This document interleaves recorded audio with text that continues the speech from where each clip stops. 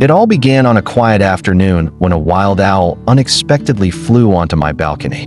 Its feathers were ruffled, and its golden eyes, usually full of fierce pride, looked tired and pleading. At first, I froze, unsure of how to respond. Wild owls don't normally come this close to people, let alone land at someone's doorstep. But this one didn't seem afraid, it seemed hungry. Moved by a mixture of curiosity and compassion, I brought out a few bits of meat and placed them on the railing. The owl hesitated for a moment, then hopped forward and took a bite. It ate slowly, almost cautiously, before flapping its wings and disappearing into the nearby trees. I thought it was a one-time visit. But the next day, it returned. Same time, same place. And so I fed it again. This silent routine repeated day after day. No sound, no demands, just the quiet flapping of wings and the glint of golden eyes arriving at dusk. Over time, I began to look forward to those visits. I found myself preparing tiny portions of meat and waiting at the window. When the owl was late, I would worry. Then, something remarkable happened. One evening, as I extended my hand with food, the owl didn't wait for me to step back. Instead, it perched on my arm, delicately balancing itself, and ate from my palm. I could feel the gentle weight of trust settling between us.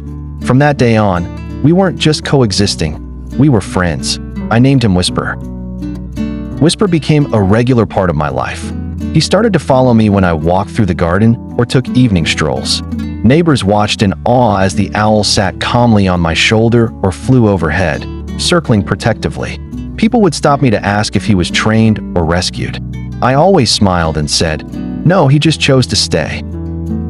Our bond grew deeper each day.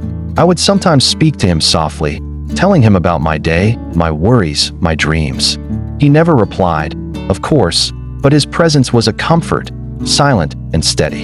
In a world that often felt rushed and loud, Whisper offered stillness. We became inseparable in those twilight hours. Yet, I always knew deep down that he was still a creature of the wild, and one day, he might not return. That day did come. One evening, I waited, meat in hand, but Whisper didn't arrive. The sky turned from amber to gray. Days passed. My heart ached. I called his name into the wind, hoping he'd hear me. But there was only silence. Weeks later, I was sitting in the garden when I felt a soft rush of air behind me. I turned, and there he was, older, a bit scruffier, but unmistakably Whisper. He didn't eat that day. He just sat beside me as the sun set, and we watched the sky turn to stars. It was then I realized he hadn't left me. He had simply returned to the life he was meant to live.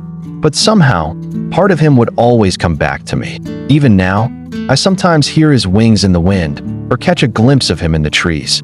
And every time, I smile, grateful for the quiet gift of a wild friend who once came asking for food and stayed long enough to fill my heart.